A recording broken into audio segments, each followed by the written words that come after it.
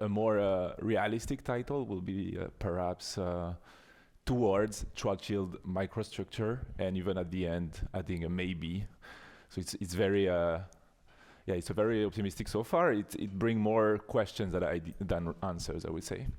Okay, so we had already several talks on explicit construction of black hole microstates, and if they differ in their contents, it seems that there is kind of a UV fixed point, which is the work by Strominger and Waffa.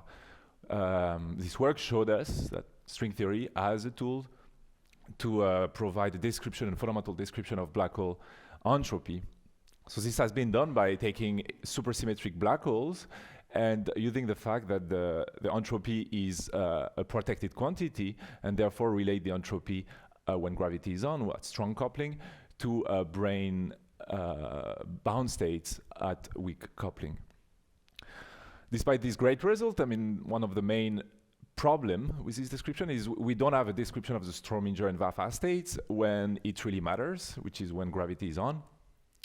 So there are many questions about those microstates, even if, I mean, we have seen this week, do we actually need them, and what are they?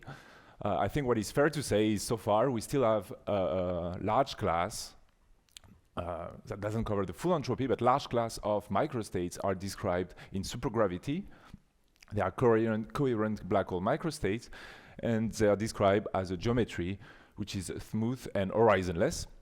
It uses like degrees of freedom inside supergravity, whereas the geometry without horizon has a non-trivial topological structure down the throat.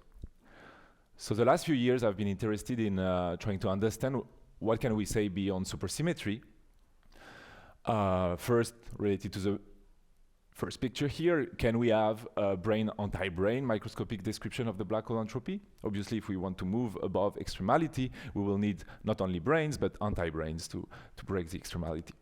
And then the second question is, can we also have a description in supergravity of atypical coherent microstates? Okay, so those questions have been addressed before also. Right after the work by Strominger and Waffa, some people have tried to extend the microscopic description of supersymmetric black holes to non-supersymmetric. So we can, for instance, refer to the near-extremal black hole microscopic description by Karan and Maldacena, and right after by Horowitz and Strominger. And also a very interesting work here, which a priori should extend far beyond supersymmetry, not only for near-extremal, but any kind of black holes, assuming non-interacting branes and anti-branes. I will come back to this description in a moment. But obviously, without protected quantity, without supersymmetry, we need something new to relate microscopic brane and anti-brane degrees of freedom with the black hole entropy. Okay, for the second question of the previous slide, the zoo of coherent microstates that admit a classical description in supergravity beyond supersymmetry is very small, but we have a few examples so far, and Anthony referred to them yesterday. So the first one was a J-Mart solution that has been extended to the floating J-Mart ansatz by Yosif, David, Guillaume, and Stefanos. So Anthony told us a bit more about the microstrata in ADF3. And there is also those solutions that have been constructed with IBU that we can refer as topological solitons. Okay, so the goal of this construction was to try to identify new mechanism, because beyond supersymmetry, we don't have enough force to repulse and counterbalance the gravitational contraction. So we need something new beyond supersymmetry to build such a smooth horizonless object and try to move towards typicality and towards also astrophysicality. As we have seen during the first few days of this talk, a lot of people are interested in actually having such a solution to study, for instance, photon ring, etc. Okay, so the outline of the talks are following some of the recent paper I had. So we'll first describe a new approach to describe the Schwarzschild entropy by branes and anti-branes. Then also some new direction in building coherent microstates of Schwarzschild microstructure, a paper with Raphael. And finally, an interesting effect also, which I think is crucial to build a black hole microstructure beyond supersymmetry. So this has been a paper with Madhur Mehta student of Samir, will be in the market next year, so remember his name. Okay, so just to set the convention, I mean, I know that the Strominger and Waffa construction is kind of known by many of you, but I will use that to set some convention for the rest of the talk.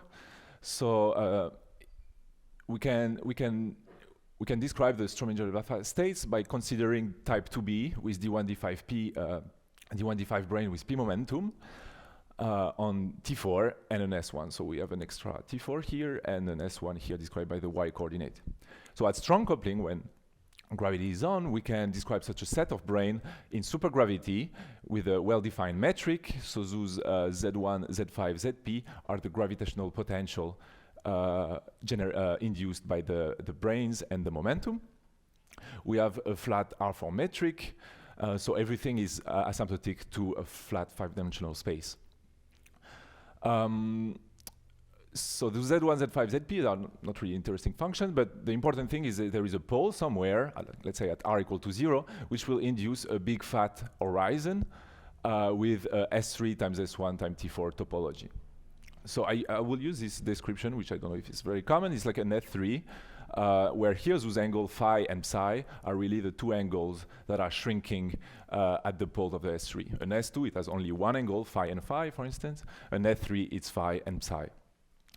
Okay, so using the usual technology, you can derive the Bekenstein-Hawking entropy, and you will obtain a certain value in terms of the supergravity charge Q1, Q5, Qp. So the main aspect of this work is you can tune the Newton constant to 0 so that you will turn off gravity, and at this in this weak coupling regime, the same system is described as D1, D5 brane with p momentum, so it's just like a cylinder with D1 branes, D5 branes, and some p momentum.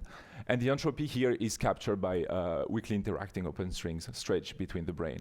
By just counting the number of states you can have, you will get a microscopic description of the entropy, which is the famous 2 pi square root n1 and 5 np, where those n's are the numbers of branes and momentum. Okay, and because both because the entropy is conserved, you have a relation between both, and indeed if you quantize those supergravity charge, you will obtain the value below.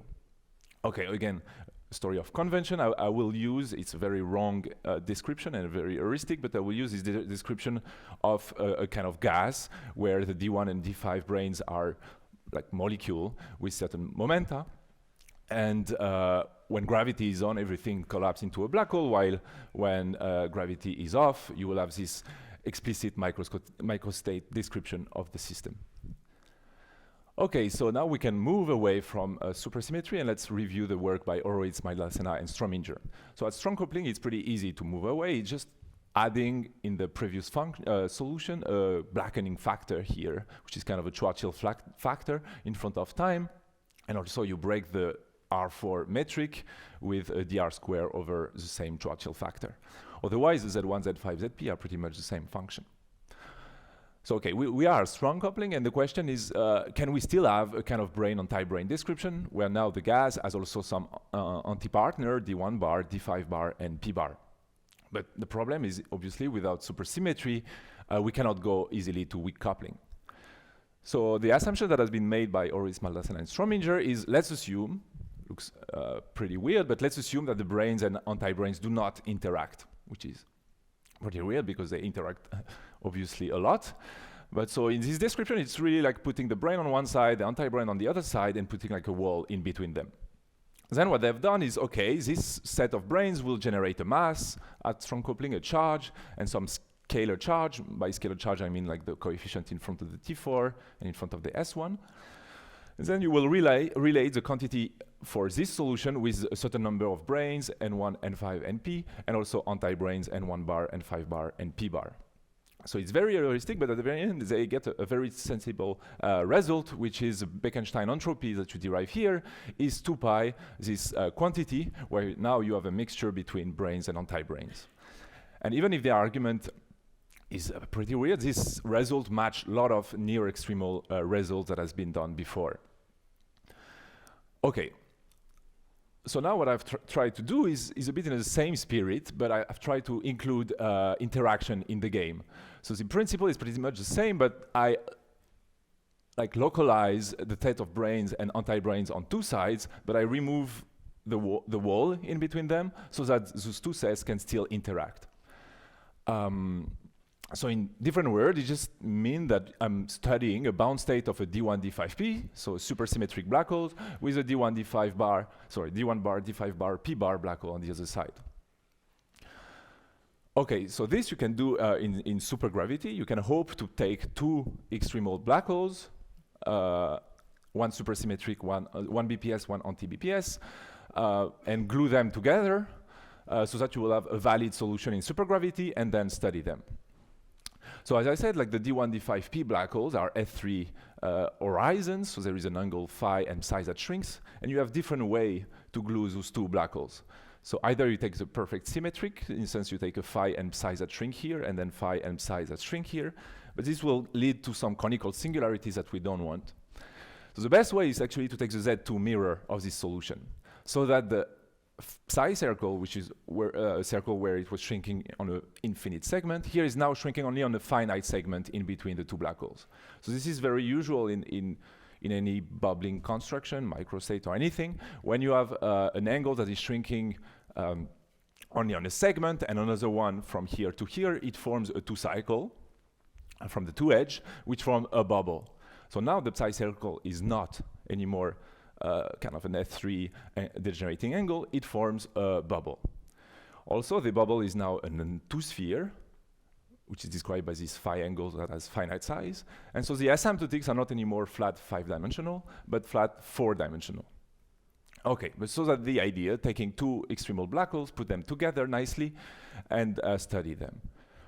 I will also restrict to the Schwarzschild regime. A priori, I can have any number of branes here, any number of anti-brane there, but I will assume that they have the same charge, Q and minus Q, so that the full system is neutral. It will simplify a lot, but a priori I can do anything.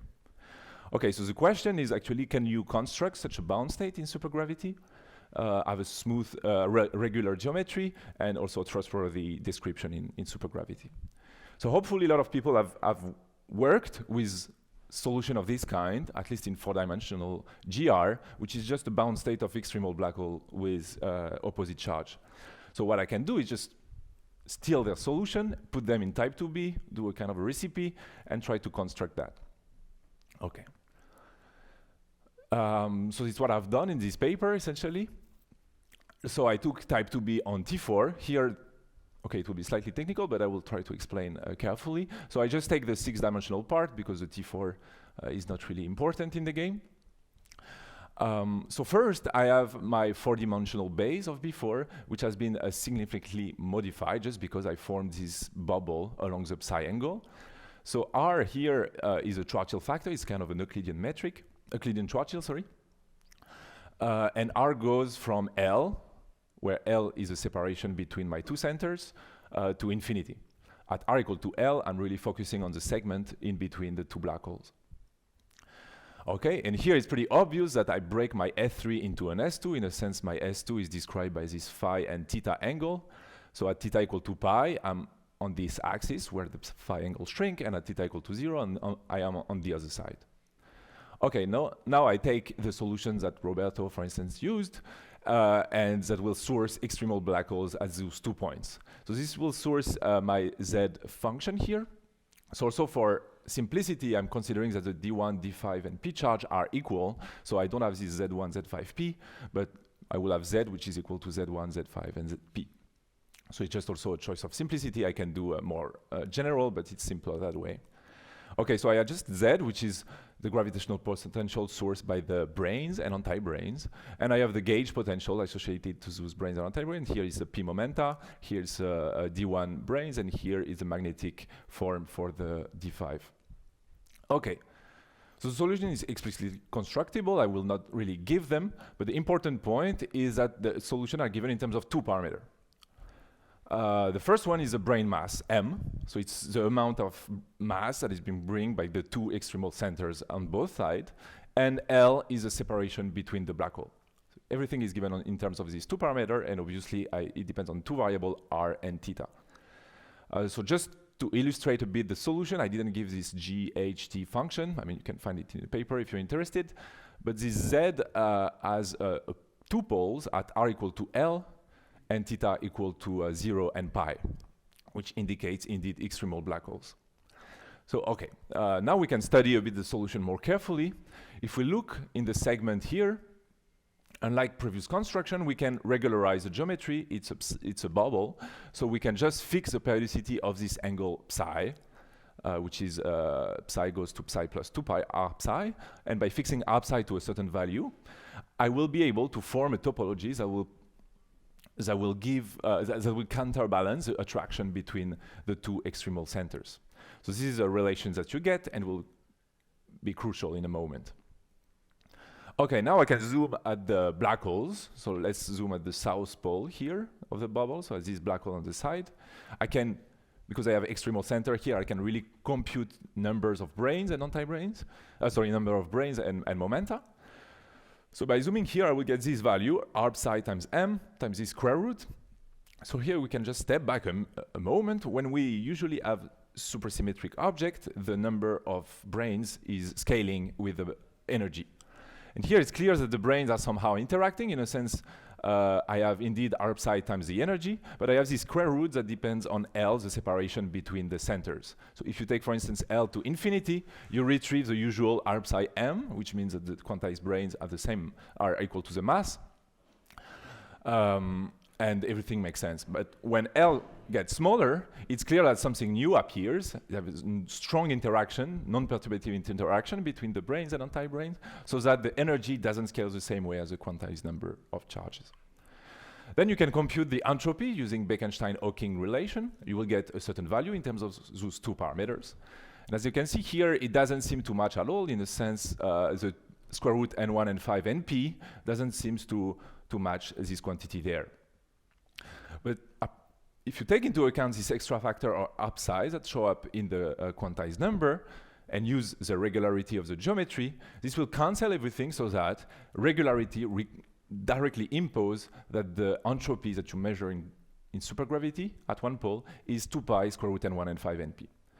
So it's pretty weird, I don't know, weird maybe. It's surprising, let's say, that imposing regularity in this supergravity frame in between the center will somehow restore the microscopic description of this supersymmetric black hole here on one edge. Yes? Oh, short. Is there an attractor mechanism here justifying this result? No, I'm not sure. It's still a function of the charges, because for the other results, what you have is in that dependence on L, when the black holes are widely separate at large distances, this corresponds to Newtonian potential in 4 dimensions. That's the correction that you get. This one, you mean?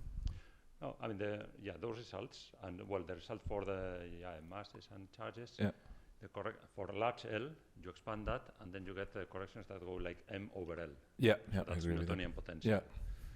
Now, what you're saying is that, I mean, if you write the entropy as a function of masses, then you get that correction. I think that you can understand that large L as corrections coming from a Newtonian interaction. Yeah. Now, you say that if you express things in terms of the charges, then this disappears, right? I mean, the entropy. I mean, here it's way beyond large L, right? I mean, it's valid everywhere. Yeah, that's finite L. I mean, that's so. I mean, so finite L, it's full GR interaction. Yeah. But you say, I mean, that last expression, I mean, you're writing the entropy as a function of the charges, and then that doesn't depend on other parameters, continuous parameters. Yeah. Doesn't this sound a little bit like an attractor? I don't know. I mean, there is absolutely no flow here. I mean, if you impose a regularity, you cannot move anything anymore. Yeah. Okay. But maybe if you, I don't know, consider several centers, I have no idea. Yeah. Okay. Yeah, I don't know. How looks like the geometry near R equal to L? Yeah. Sorry? What? The geometry near R equal to L? Yeah, which is really in this in between. Yeah. How looks like this geometry? It's smooth. ADS or? I know it's like it's a smooth origin of one circle that is shrinking. It's like Euclidean Schwarzschild. So you have this circle psi, which is shrinking. So you have like dr square plus r square d psi square. It's a smooth origin in R2. It's flat plates. Okay. Yeah. Without conical singularity on any kind. And what is the temperature of this? So the temperature will be 0 because there are extremal centers. But we'll discuss Even it. if the geometry is non-supersymmetric, you are saying Yeah. the temperature is 0. Other question? Sir, can I just ask? So I don't know if this was asked before, but what is the significance when L goes to M? So Yeah, well, yeah. You have to wait Okay. 1 or 2 slides. But it's definitely important. Yeah, there's a question there.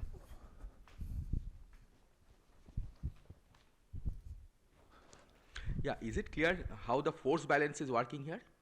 Because you have brain and anti-brain, right? So this is kind of a common game in bubbling geometries like that. So this is kind of a vacuum bubble, like a bubble of nothing. So this guy is want to expand a lot. So there is kind of topological pressure in the bubble that push a lot.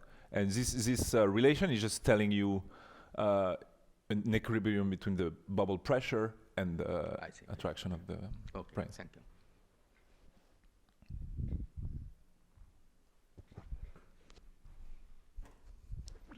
It's obvious that this is a non-supersymmetric because you can have a brain anti-brain in a curved space that preserve the same supersymmetry.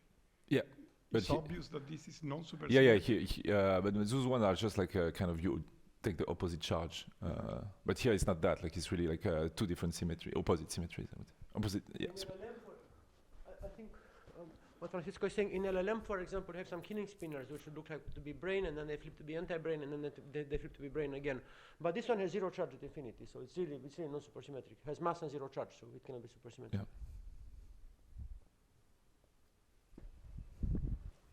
Okay. So the point of this part is essentially a priori nothing indicates that you should keep microscopic memory in this system because they are interacting a lot. You should not be able also to go to weak coupling, but somehow if you do things properly, regularize in between the black holes, you have somehow 2 pi square root of n1 and 5 np that show up again. So you can now look at the North Pole. Here I took opposite charge, so I don't have to explain a lot. You will get exactly the same kind of geometry, but the charge will be opposite. So it will describe anti-branes, and what you will get at the very end is the entropy of the black hole on the right-hand side will be also 2 pi square root n1 bar, n5 bar, and p bar. So the total entropy of the bound state is just the sum of both. And so you have this relation which differs significantly from Horowitz, Maldacena, and Strominger, but at least it's constructions that account for anti-brain interaction. As you can see from here, the energy doesn't scale with the quantized charge. Okay, so now we can try to analyze a bit more the geometry and different regime of this geometry. So we have 2 parameters, L, which is a separation between the brains and anti-brains, and M, which is the brain mass. So M here in this background can be really seen as a Schwarzschild radius of the system.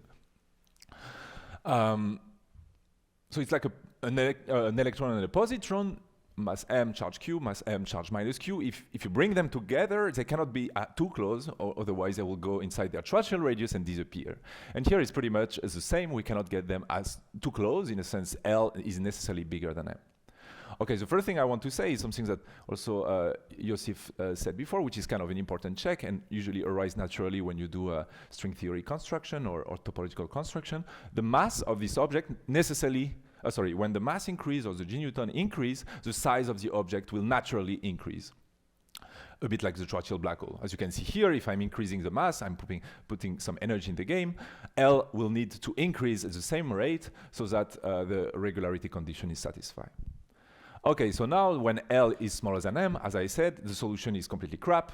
Everything goes inside the horizon. I have complex number, blah, blah, blah. The solution is invalid, but it makes sense. My 2 centers are inside their Schwarzschild radius, so I cannot trust the solution, and I should just consider Schwarzschild instead. But the interesting regime here is obviously when L is close to M. It's where they're very close to their Schwarzschild radius, so it should be somehow comparable to Schwarzschild. So what controls L equal to M is obviously this regularity constraint, which is something that is imposed by the geometry. And it differs also a lot with previous construction where you have a string singularity in between. Here we need to impose L minus M, which is somehow scaling with this extra dimension radius R psi. Okay, so we can just look at different regime. When you consider the extra dimensions to be very large compared to the brain mass, is definitely a possible limit. I will call that a microscopic regime. In a sense, you can just consider a little amount of brains. Here, L is necessarily incredibly large. So the brains and anti-brains are very far from each other. And here it's obvious that it's a bit equivalent to the Roberto construction. Like the brain is super far, so that they don't interact anymore. And here, indeed, you expect the entropy to be the sum of the entropy of two non-interacting extremal black holes. But now you can bring the extra dimension smaller and smaller, adiabatically, I would say, so that the extra dimensions become way smaller than the brain mass. And here, so everything will change.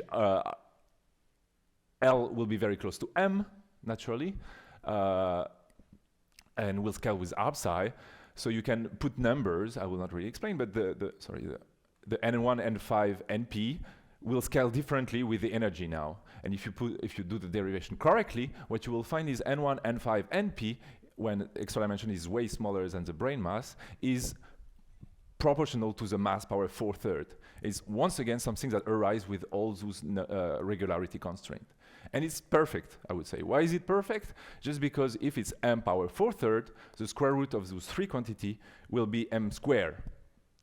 And therefore, the system will naturally have the same amount of entropy as the Schwarzschild black hole.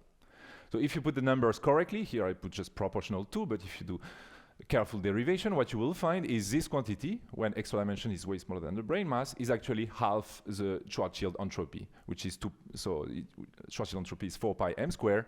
What you will obtain is 2 pi m squared. So still with this very weird like localizing brains and anti-brains, you still allow to describe somehow half of the Schwarzschild state in a sense. Okay, any question for that? Yeah.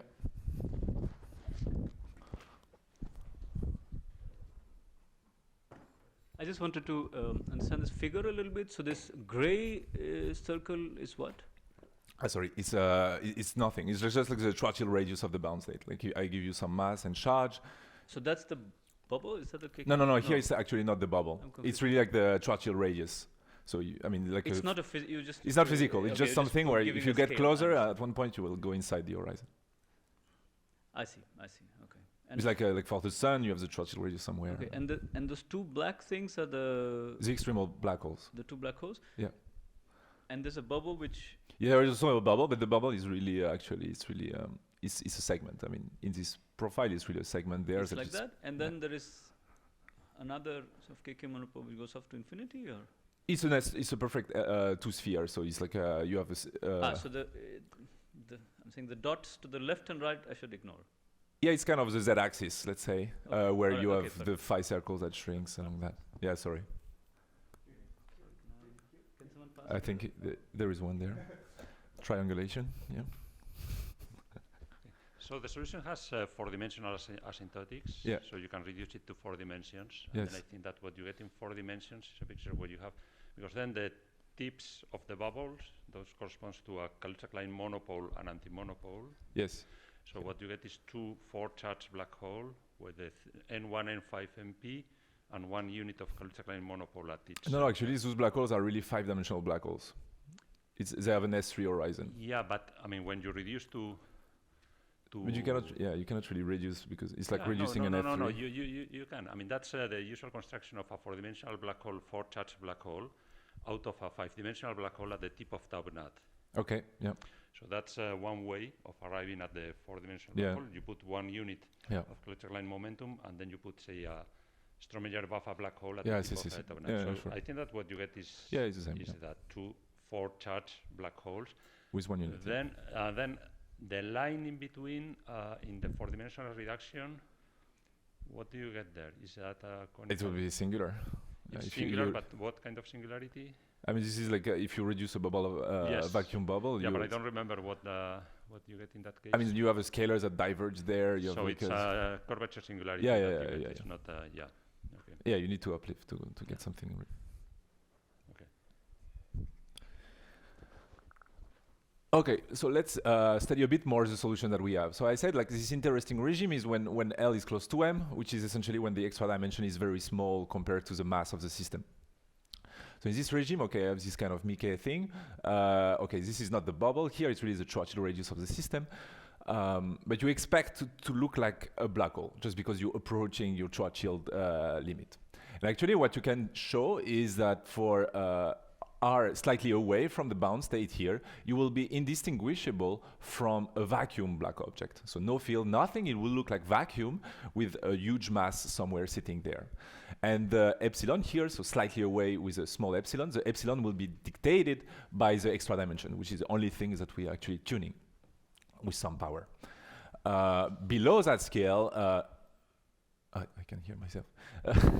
Below that scale, below that scale, I will obviously start to see this non-trivial structure of two extremal centers with opposite charges. Okay, so initially I hope that you can get actually perfectly the Schwarzschild metric there, but we don't obtain that, and it's okay. It's a fact, so you have to do with this. So the geometry when you are slightly away from the bound state is not Schwarzschild, something that I call distorted Schwarzschild, which is a metric that have been introduced a long time ago by Zipov and Voris.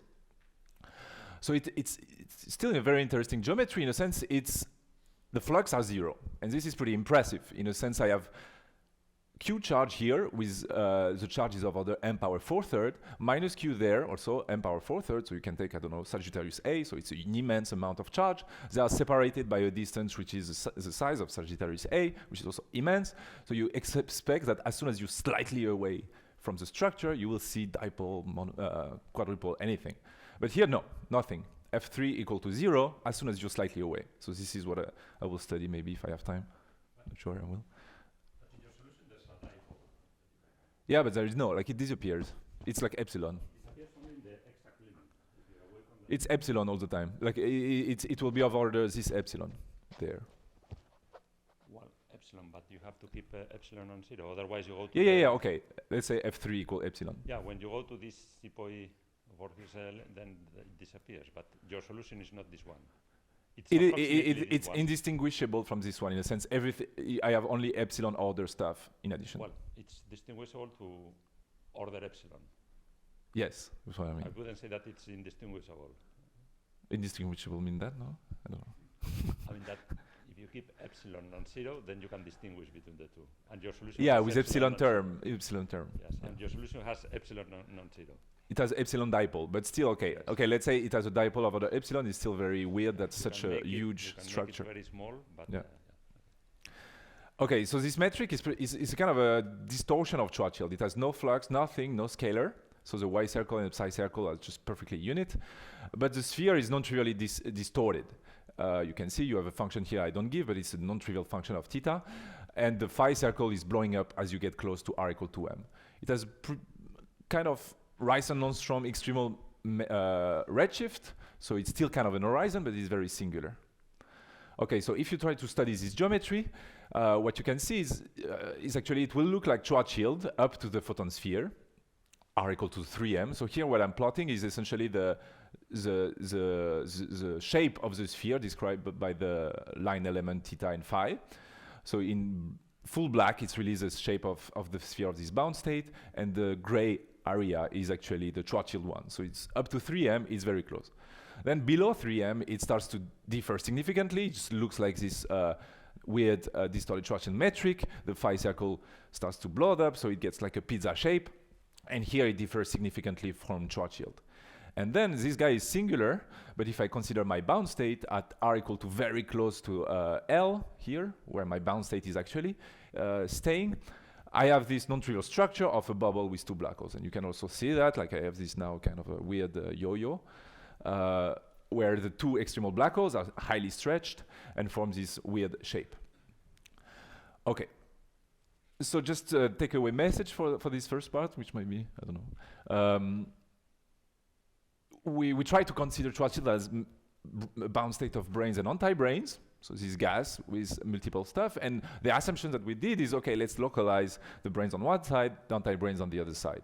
So in supergravity, it's just considering an extremal supersymmetric object with an anti-supersymmetric object on the other side. Then by working with this weird geometry, regularizing space-time, etc., we found that miraculously this guy remember the microscopic origin of Strominger and Waffa of those two ensemble. It's highly non-interacting, so it's very different from Oritz, Maldacena, and Strominger, but somehow this is preserved for any kind of parameter of your solution. Then we took this microscopic regime where you have a lot of mass and a very small extra dimension, and this guy is converging towards the half Schwarzschild entropy. We also studied the geometry. It's very atypical set of states. In a sense, it doesn't look like Schwarzschild. It's more a distorted Schwarzschild geometry, Schwarzschild up to r equal to 3m, and then you have this non-trivial dipolar structure, at least, that show up. Okay, just because I'm talking a bit of microstate, we can do some other direction from there. I mean, here I'm only discussing extremal black holes, etc., but can we actually provide coherent microstates? So what is nice with this construction is we make a link between non-extremal black holes and extremal black holes. And many people here in this room are just focusing on supersymmetric objects. So what I can do when they will be done in constructing all the supersymmetric black microstates of D1, D5P, I can just take their solution, like for instance the superstrata, put them there, maybe numerically, I don't know, and have a fully smooth object that will correspond to one state of this system. So for instance, if I do with superstrata and anti-superstrata at both sides of the bubble, I can have a certain set of states which will be smooth and horizonless, and just taking Masaki result, the superstrata ensemble is np power 1/4 square root n1 n5. So I will have such an entropy for a set of states like that. And if I plug again that the number of branes and anti-branes are m power 4/3, this set of objects already scale like m power 5/3. So it's not square, obviously, because we don't have a lot of superstrata, but it's still a huge number, much bigger than the 3/2, which is Bookdal bound in a sense. Ordinary matter cannot scale bigger than that. Yeah, please.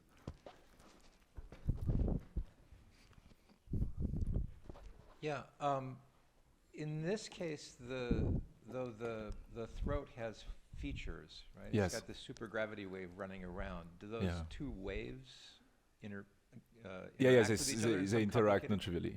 Yeah, so Yeah. so It's very non-trivial if you want to do actually that.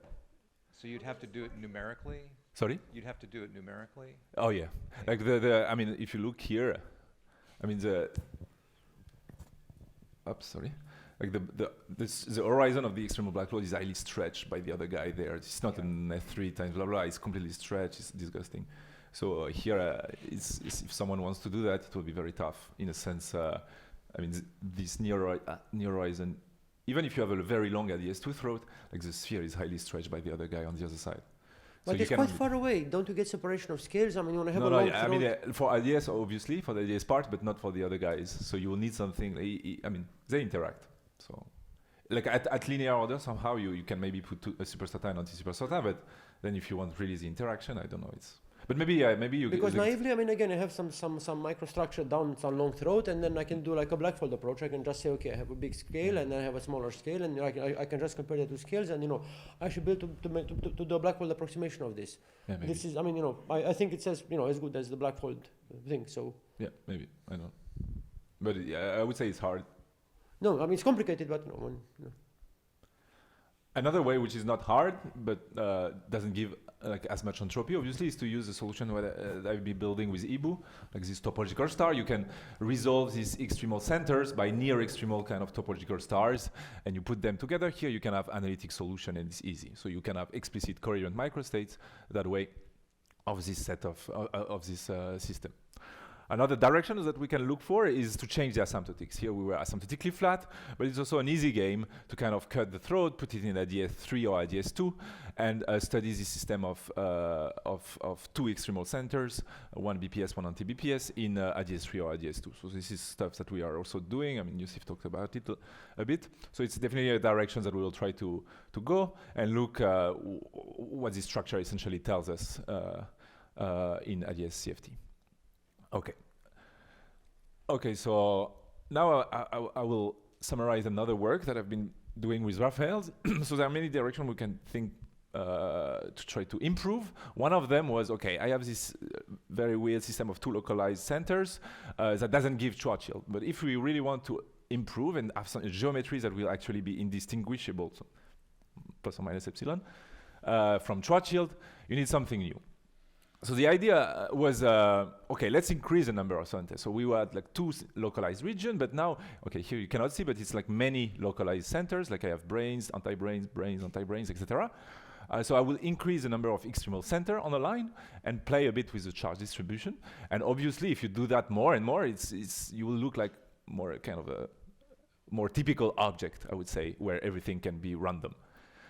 So the question is, can we actually improve the construction where now you don't have two centers, but like an arbitrary number of them on a line with arbitrary charge that you can fix, so that the sum of the charge only constraint is equal to 0, so that you at least are in the Schwarzschild regime.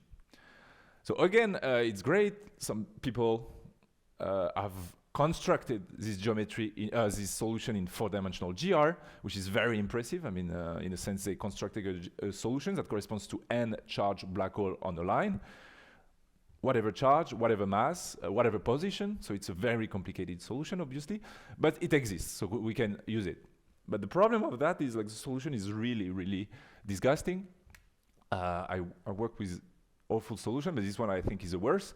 All the fields are not given in terms of simple function, it's given in terms of metric determinants. And matrix determinant and the matrix are of rank 2n, where n is a number of centers. So it's just impossible. Like if you take Mathematica and you take, I don't know, a matrix of, I don't know, 6 by 6, and you put function inside, it will usually take a few seconds to give a value of the determinant. So here we want n to be large. We want to split the thing in many, many elements. So we're a bit stuck. We have this awful expression and we don't really know what to do. Even worse, the solutions are given in terms of 3n parameters. So we have n black holes. It's logical that we have 3n parameters, like the position, the charge, and the mass. But the problem is those 3n parameters that show up here are unrelated to any physical quantities. So it's not the position, it's not the mass, it's not the charge. It's just like you don't know what you tune if you move parameters. So it's also a big problem. So you cannot really have intuition about what you're doing. And finally, even if they did great work, we don't really know in general what are the value of the charge at each black holes. Okay, so our strategy was, okay, let's forget about supergravity for a moment and try to look for a solution which is made of black holes on a line that will look like Schwarzschild. So we'll restrict to 4D and see if we can put a lot of Raison-Nordstrom black holes on a line that will be indistinguishable from Schwarzschild up to the horizon scale. So we restrict to these 4D ansatz, kind of usual. And our method was, okay, we cannot do anything on the full spacetime. As you see, the solution is awful. So we will restrict on the symmetry axis, where everything simplifies. Then on the symmetry axis, we prove, I will not say a theorem, but a property of axially symmetric solution, which is when two solutions match on the symmetry axis, which we call the axis data, then they will match everywhere for a similar scale. So if on the symmetry axis you take two weird solutions, which are slightly away identical, plus epsilon, plus other epsilon correction, they will match similarly for everywhere r bigger than this scale. So this helps a lot. It means if we study those Raison-Nordstrom black hole on the line compared to Schwarzschild, but just on the axis, show that they are identical, then the geometry will be identical.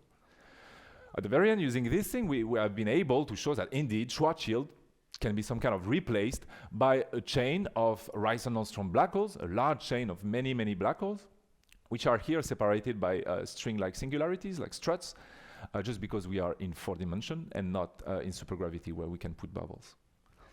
And at the very end, once we have the solution, once we have fixed parameters, etc., we can now study the solution. Like what are the charges actually here, what are the thermodynamics property of this system, and what is the structure. Okay, so the result of our paper with Raphael is essentially that it exists in 4-dimensional GR, an infinite class of solutions that are made of n Raison-Nordstrom black hole on the line that are indistinguishable from Schwarzschild for r bigger than 2m times 1 plus epsilon, where epsilon is essentially proportional to the number of centers you put on a line, power minus 1. So what we have done, I mean, there are plenty of solutions. I can build billions, but we restrict to family where at least we can say something, and a family which is given by one parameter. And this parameter is essentially tuning the extremality of the black holes on the line. So we can go from extremal black holes with this parameter A equal to 1, up to the merging limit where the black holes start to be fat, fat, fat, and are very close to the merging point where you get like kind of a full Schwarzschild geometry. But okay, we have these very large families of solutions. We can study them now. We fix the parameter in a relevant way. So what we have observed is a bit like the two-charge system. The entropy always scales like the Schwarzschild entropy. It's always a bit less. So for the merging limit, it's very close to S Schwarzschild. But for the extremal case, it's scaled parametrically 0.35 the Schwarzschild entropy. So this was a nice thing, because it's definitely not obvious that if you integrate the surface here, like the dot surface, which is a Schwarzschild area, you will get similar result. If you integrate all those small elements, you will get actually the same kind of scaling, which is definitely not obvious when you represent the system like that. Okay, now, the temperature of those bound states is very different. Here we have extremal black holes, so temperature equal to 0. Here they have merging black holes, so temperature equal to Schwarzschild. So it can really scale differently. But what we observe is in those bound states, weirdly, an effective temperature shows up from the relation between the energy of the system with the entropy. And this effective temperature, which, I mean, it's really effective in a sense we don't know if it radiates anything. The temperature, it's really scaled with Schwarzschild temperature. Okay, here, sorry, it's not 2.9 TF, but T Schwarzschild. It really scales with Schwarzschild temperature between 1 and 3. Okay, so this is the second thermodynamic property. And the third one, which is here because we don't have bubble, we have struts. But these struts are still physical singularities. In a sense, it will tell us how much force I need to put in the system to prevent from full collapse. You say that it's a physical object, but you don't have any physical source for it. Yeah, no, okay. It's it's meaningful object, I would say. It carries quantities that are meaningful. It violates energy conditions. Yeah, it's a terrible, meaningful quantity, I would say. Okay. It's still meaningful in a sense, like you can compute the tension, for instance, which will tell you, okay, how much. For instance, the stress tension, which really tells you how much you need to push stuff to prevent from collapse, you can expect to be very large because everything is very close to Schwarzschild, it's really ready to collapse. But weirdly, in this system, it's not incredibly large. It's minus n. So you don't need a lot of force. More centers means just a little bit more tension to prevent from collapse. So this was a good result, and it essentially indicates that you can resolve in higher dimension by topological pressure by putting bubbles. Also, the energy of the struts is -2. It's -m, so it's not crazy high. Okay, so another point which is interesting is, okay, like when you construct this solution, as I said, the parameters are completely random. It's you don't know what you're doing. But when we try to look for what are actually the charge at each black hole, after fixing all those parameters, we obtain something incredibly coherent and kind of universal. So those are the charge for a bound state of 100 black holes at each black hole. So the first one is here, like the first red dot. The second black hole has a negative charge, which is just below. The third one, which is positive, negative, etc. And it appears that by fixing those parameters without knowing anything, that the charge profile is universal in a sense. Whatever extremality parameter you fix, they will always have the charge. And it follows a profile which scales with the mass. So we have tiny microscopic black holes that are replacing Schwarzschild, but the charge are immense, which means essentially the brane numbers. So what we found is essentially it's alternating in sign, so that the sum is 0, and the absolute value is perfectly in a sphere. The black holes at the edge have a small charge, and the black holes at the middle have big charge. I don't really know why, but it seems to be the result that we found. And it follows this 2m sine theta profile, where theta is really the position of the black hole that's replacing the horizon. So I cannot really explain that, but it's what we found after fixing all our parameters. Finally, just for a nice description, just to show that the bound state is indeed completely indistinguishable from Schwarzschild, we once again plot the two sphere. Cannot move. Okay, we'll use this one. The two sphere at different radii. So when R is, like, so this is for 100 black holes, for R equal 2m times 1 plus 10 minus 1, so it's in the regime where it should be completely indistinguishable from Schwarzschild. As you see, the two sphere is pretty round. Then in the transition where it should differ from Schwarzschild, so it's L times something where it's below the epsilon limit, you see it starts to wiggle, like the two spheres start to wiggle a bit, you start to see a bit of axis symmetry, and essentially you start to see all those microscopic black holes that you've put on the line. And then at R equal to L, where you actually have struts, black holes, you can really see that the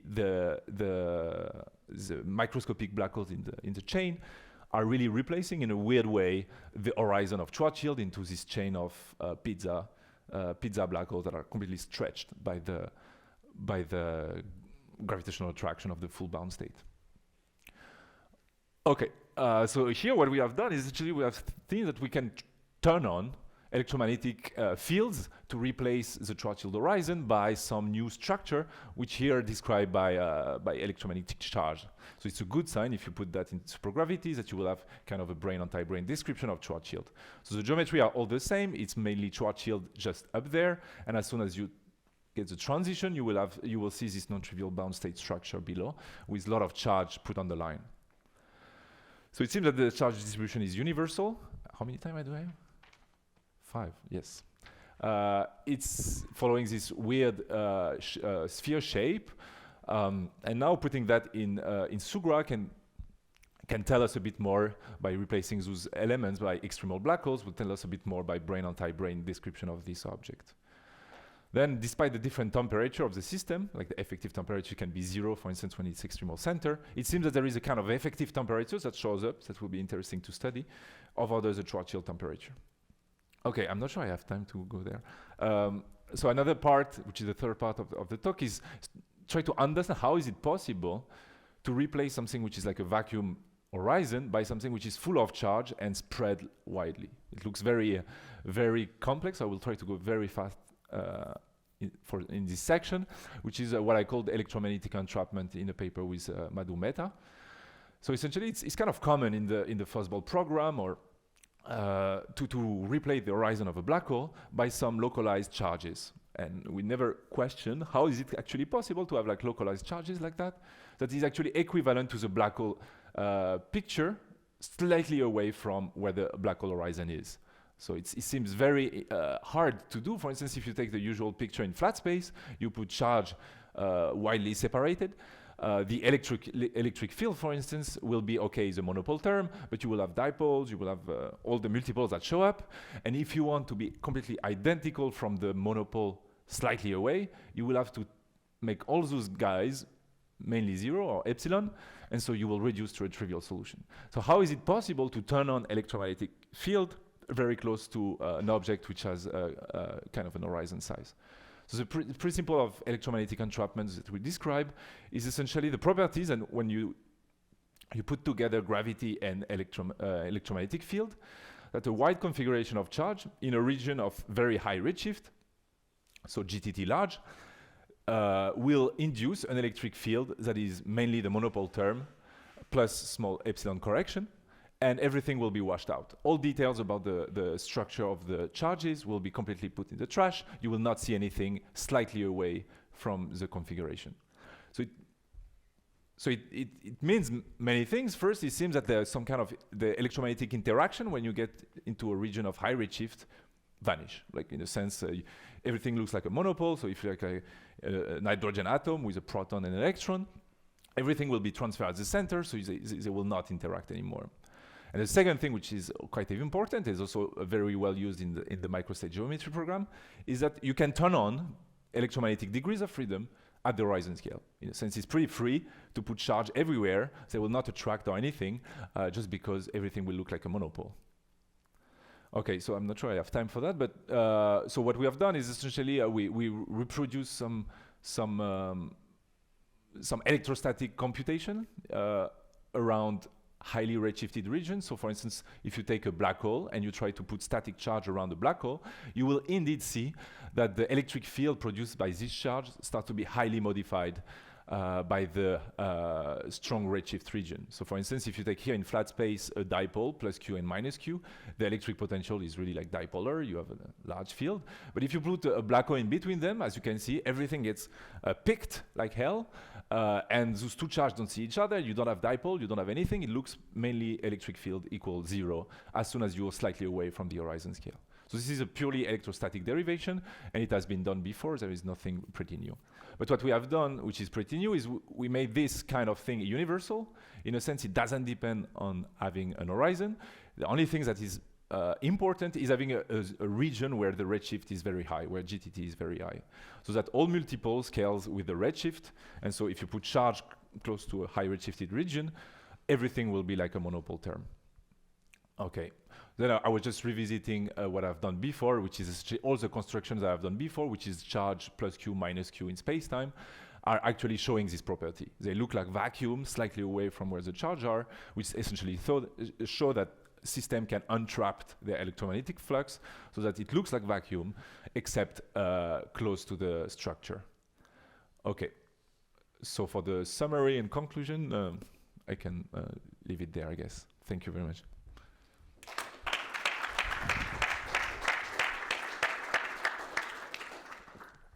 Thanks, Pierre, for the nice talk. Any other questions? So I have two questions. Well, one is a comment. You're saying that it's indistinguishable from Schwarzschild. It's distinguishable, and you want them to be distinguishable, different microstates, but you want the distinguishability to be exponentially small in the entropy. And here, I think it's larger than that. Oh, yeah. Yeah, it's very atypical object. Yeah. So, I mean, in that sense, they are very distinguishable. Yes. Okay. But not in like the sense of the talk of Monday, I would say. Yeah, but they are distinguishable. Yeah. And then the other comment is that, well, I mean, it's probably something that you've thought about to add angular momentum to your black holes. That's going to be an awful mess, but in principle, in that case, it would be interesting to see whether you can recover the Kerr bound.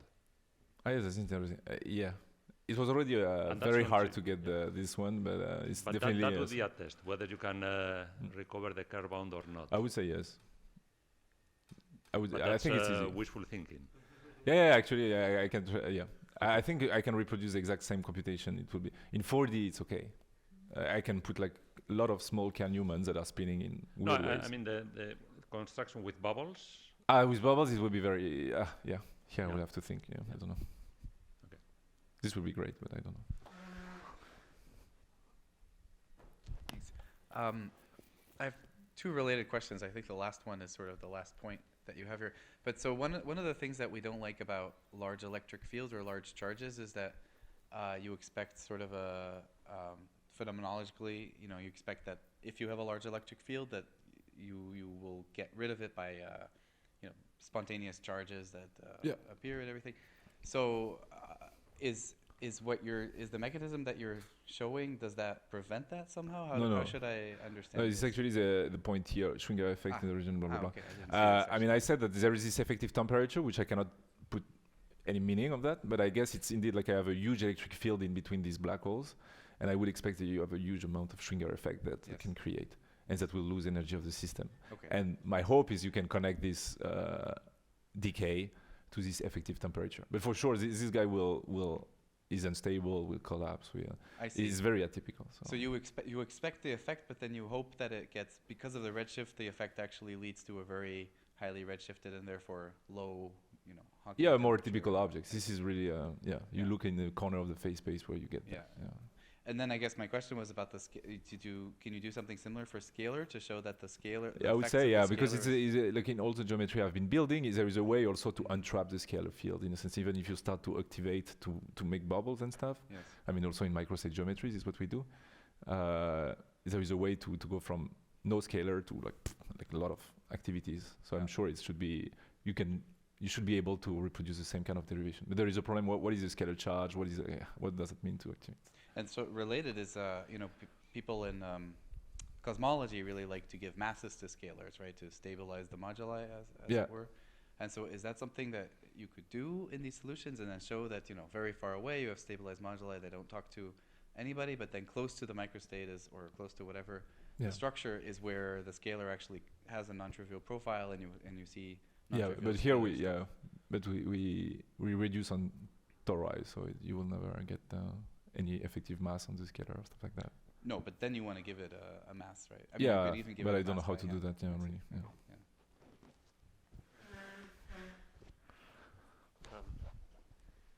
Yeah. You have a picture of Weisner-Nordstrom black holes, Q1 up to Q6. Yeah. Suppose an observer stands on top of Q1. Yes. Does it feel that the tidal forces dominated by the black hole of charge Q1, or the tidal forces of the whole Yeah, I Schwarzschild? don't really know, but like as soon as you're here, he will only see Schwarzschild. He will really see that there is actually a charge and stuff very close to there. So a priori, like the metric just above 2m is Schwarzschild in plus epsilon. So I don't really know.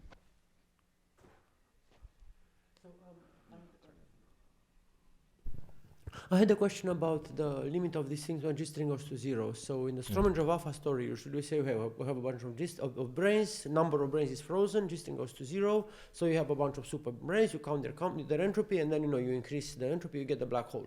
Yeah. Now, if I take your solutions, which are at finite G-string, the Strominger-Vafa and the Strominger-Vafa ones, or the other ones, and I keep the number of brains frozen, so I keep my entropy frozen, and I take G-string goes to 0, playing maybe with an R of the compact dimension. You have this extra R of the compact dimension. The problem is, can you make this guy become smaller and smaller and smaller, or does it actually grow, or what does it do? The thing is, you have so you have P momenta, which doesn't scale like the same way as G string. You have the bubble also. No, the momenta. So the momenta, I have a quantized number of momenta. Again, I have an NP. So the back reaction will be NP times G string squared. Yeah. So G string goes to 0. In principle, the back reaction of the tips should die. But the question is, what's happening to the bubble? Is the bubble also the same as the momenta? It stay there. You see, the bubble is like a Euclidean Schwarzschild, so it scales with G string the same way.